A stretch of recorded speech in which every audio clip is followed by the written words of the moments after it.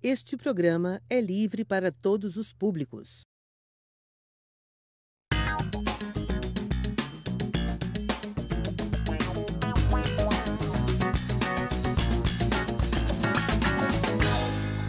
Olá, estudantes! Sejam muito bem-vindos a mais uma aula aqui no Se Liga no Enem. Meu nome é Edneia, eu sou professora de Biologia e na aula de hoje nós iremos trabalhar um tema muito interessante, que também é um tema muito utilizado nas provas do Enem. Então, para essa aula, nós vamos falar sobre saúde e doença, mas especificamente nós iremos falar das doenças parasitárias, que foi tema, muitas vezes no Enem. Bom, durante esse bimestre, nós vamos falar da saúde e doença. Vou dividir essa aula em duas. Vamos falar de doenças parasitárias, 1 e 2. Depois, nós vamos entrar já na área da anatomia e da fisiologia humana, que também é um item muito cobrado durante as provas do Enem. Falando então desde os níveis de organização do corpo humano até os sistemas, a integralização e como esses sistemas funcionam de forma individual e também integrada. Então, nós vamos ver todos esses conteúdos durante as nossas aulas do primeiro bimestre. E para isso nós iremos trabalhar a seguinte habilidade de associar as características adaptativas dos organismos com o seu modo de vida. Então, nós vamos ver alguns patógenos, alguns parasitas e fazer a relação desse parasito, do seu modo de vida, com a forma como ele infecta nós, seres humanos e outros animais. Bom, com isso, nós iremos, então, estabelecer conhecimentos básicos sobre a morfologia desses indivíduos, da reprodução, biologia e patogenia, que é a forma como ele causa determinadas doenças, das principais doenças parasitárias que nós temos aqui no Brasil e também quais são os causadores dessas doenças. Além disso, vamos também compreender quais são os mecanismos envolvidos na patogênese de infecções causadas tanto pelos protozoários quanto pelos eumíndios. Bora lá então? Bom, para a gente começar essa aula, eu trouxe uma questão do Enem que caiu no Enem de 2011 falando sobre parasitologia. Então, a questão é o seguinte: conhecer o mecanismo de transmissão e disseminação de uma dada enfermidade é de muita importância para fundamentar medidas mais efetivas para o controle da doença. A esquistossomose mansônica, uma doença infecciosa parasitária, gente, para quem não sabe, a esquistossomose também é conhecida popularmente como xistose, tá? Ou barriga d'água. As pessoas, às vezes, quando a gente fala esquistossomose, nem sabe o que é a doença, mas quando a gente lembra da xistose ou da barriga d'água, é essa mesma doença que a gente está falando aqui, mas a esquistossomose é um nome mais formal.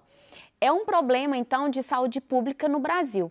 Sua apresentação clínica varia desde formas assintomáticas até aquelas extremamente graves, podendo levar o indivíduo, à morte. O diagnóstico e o tratamento são relativamente simples, mas a erradicação, ou seja, eliminar essa doença, só é possível com medidas que interrompam o ciclo do parasito. Com base nas informações do texto, avalie qual das propostas seguintes será eficaz no controle da esquistossomose mansônica e na manutenção da saúde geral da população local. Então, nós vamos ter as alternativas, Letra A, eliminar os caramujos de regiões afetadas pela esquistossomose, aplicando substâncias tóxicas na água. B, evitar a contaminação de corpos de água por ovos de esquistossomos, com construção de instalações sanitárias, ou evitar água de lagoa de regiões afetadas pela esquistossomose para beber ou preparar alimentos. D, impedir o consumo de carne crua ou mal cozida em regiões afetadas pela esquistossomose ou impedir o consumo humano de hortaliças regadas com águas contaminadas por esquistossomos.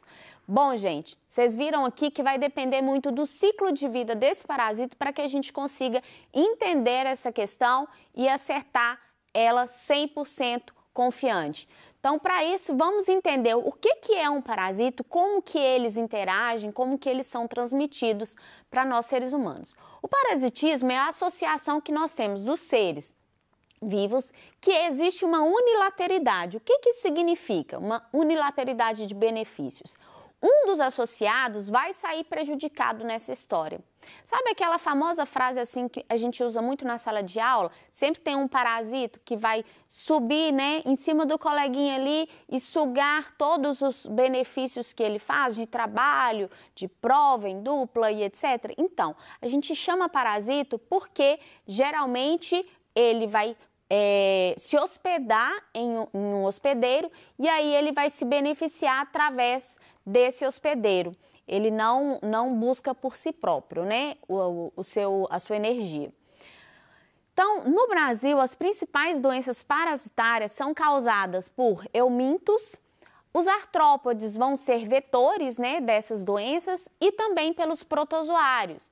E aí nós vamos ver exemplos de cada uma delas. Lembrando que as parasitoses, gente, são doenças muito comuns em todo o mundo, principalmente em locais que não têm saneamento básico.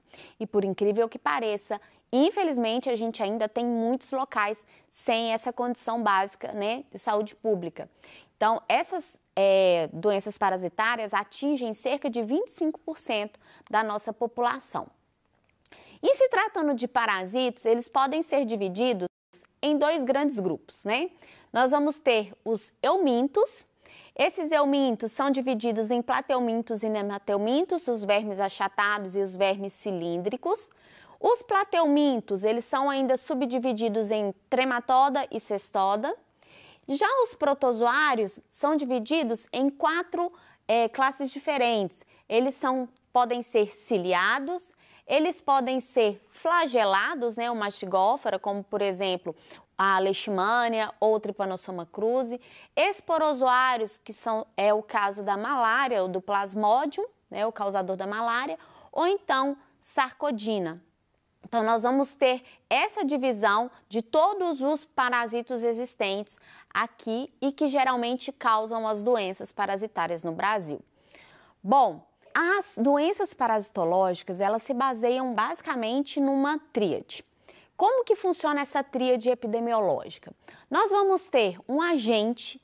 O que é esse agente? O agente etiológico, o agente que causa a doença, né? Nesse caso, da parasitologia, das doenças parasitárias, vai ser um parasita.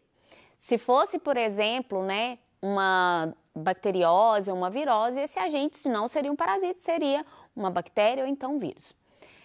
Nós vamos ter um vetor. O que é esse vetor? É quem vai transportar o parasito. Esse vetor, ele pode ser um vetor mecânico, que vai somente carregar como uma mosca, ou então ele pode ser um vetor biológico, como é o caso, por exemplo, do flebotomínio, que vai transportar a leishmania e, inclusive, ela realiza parte do ciclo dela dentro desse artrópode, dentro desse flebotomínio. E quando ele pica a pessoa, ele transmite a leishmania para essa pessoa ou então para os animais, né? No caso, o cachorro, que é um reservatório natural aqui no meio urbano. E nós vamos ter que ter o hospedeiro. Esse hospedeiro, ele serve, né, para abrigar o parasita. Lembra que eu falei com vocês que ele vai, o parasito ele vai invadir um organismo e vai pegar a energia que ele precisa, todo o seu metabolismo vai ser dependente desse hospedeiro aqui. Então, é dessa forma que a epidemiologia das doenças parasitárias funciona. Tem que ter os três fatores para poder acontecer. E esses fatores, né, essa tríade, ela vai ser influenciada diretamente por alguns outros fatores que estão relacionados à infecção. Por exemplo, o hospedeiro que vai abrigar, né, o parasito vai depender dos fatores genéticos desse hospedeiro, o estado nutricional dele, ou seja, se ele estiver desnutrido, por exemplo, ele tem uma chance maior de desenvolver a doença. O sistema imunológico dessa pessoa, então, pessoas imunocomprometidas, elas são mais susceptíveis a desenvolver certo tipo de doença parasitária. a idade dessa pessoa, o sexo, vai depender também por causa do sistema imune, né, que vai sendo formado ao longo da nossa vida. Então, com relação ao hospedeiro, são esses os fatores que irão influenciar diretamente no sucesso ou não do parasito, da infecção parasitária. O agente, ou seja, o agente causador, a carga parasitária. O que significa carga parasitária? Significa a quantidade de parasitos que nós vamos ter invadindo dentro do corpo e o quanto ele consegue se multiplicar ali dentro. Então, se for uma carga parasitária muito alta, que a gente chama também de hiperparasitismo, nós vamos ter uma doença instalada de uma forma com sintomas muito mais fortes. O tempo de exposição que essa pessoa vai ficar exposta a esse agente, o local de entrada e da multiplicação do agente etiológico e também a virulência da cepa. A virulência é a capacidade que essa cepa tem de causar ou não determinada doença e a agressividade dela também. E a outra condição que vai influenciar é o meio ambiente, as condições climáticas, a umidade, a temperatura, oxigenação, condições socioeconômicas e culturais, como eu falei para vocês, é a questão do saneamento básico, com relação à umidade, né? A gente sabe que, por exemplo, alguns artrópodes, como o mosquito da dengue, ou então o flebótomo, ele vai precisar de umidade, ele vai precisar de substrato para que ele consiga se reproduzir, né? Para a fêmea ir lá e picar o ser humano e transmitindo determinadas doenças para essas pessoas. Bom, o parasitismo ele pode se dar de diversas maneiras. Uma delas, né, é o endoparasito. O que é isso? Endo significa dentro, né? Então, o parasito, ele está abrigado dentro do corpo da pessoa, como é o caso da tênia, que é mais conhecida aí popularmente como solitária. A tênia, tanto a sólio quanto a saginata, que é transmitida ou pelo porco ou então pela carne da bovina, ela vive no interior do intestino da pessoa. Então, ela é considerada um endoparasito, está dentro do corpo. Agora, eu posso ter também infecções por ectoparasitos. O que seria o ectoparasito? O que vive do lado de fora do corpo. Então, carrapatos, pulga, piolho, todos esses podem ser considerados ectoparasitos e as pessoas ou animais podem ser infectadas com elas.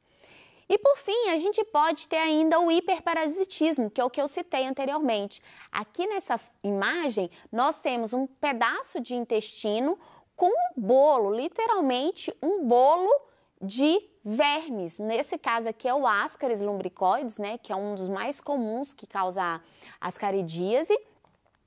E ele está causando ele literalmente entope o intestino da pessoa. E aí ela tem o que nós chamamos de hiperparasitismo, que é uma carga parasitária extremamente alta. Bom, além dessas informações que eu falei para vocês, agora eu entro dentro do ciclo vital desses organismos para a gente poder entender aquela questão inicial do Enem que eu trouxe para a gente resolver juntos. Então, é o seguinte, nós temos dois tipos de ciclos vitais. Eles podem ser do tipo monoxeno. O que isso significa? Que só tem um único hospedeiro. Um exemplo, o ascaridíase, né, causada pelo Ascaris lumbricoides, ela não precisa de um vetor, ela não precisa necessariamente de um vetor biológico para que o ciclo de vida desse parasito se conclua. Ela consegue, ela se desenvolve, inclusive sexualmente, no intestino do ser humano. Então, ela só tem um ciclo, ela só tem um hospedeiro. A ingestão, né, dos ovos vai se dar por meio da contaminação de água ou alimentos contaminados. A pessoa ingere esse alimento contaminado com os ovos do Ascaris, ele vai migrar até a região do intestino, vai ocorrer a reprodução desses vermes, eles vão se desenvolver na região intestinal. Alguns dos ciclos dele pode ainda passar para o pulmão e a pessoa pode literalmente expelir verme pela boca ou então pelo nariz, quando ela está com hiperparasitismo, isso pode acontecer.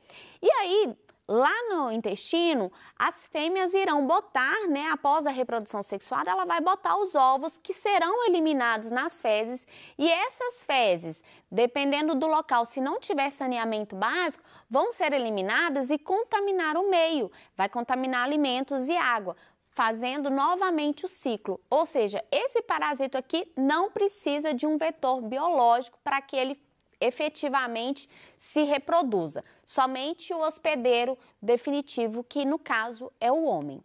Já a esquistossomose, que é a doença que eu trouxe na questão do Enem, ela tem um ciclo de vida heteroxênico. O que é isso, gente? 2 ou mais hospedeiros. Como que acontece o ciclo de vida da esquistossomose? As cercárias, elas vão invadir a pele da pessoa quando ela entra em contato com a água.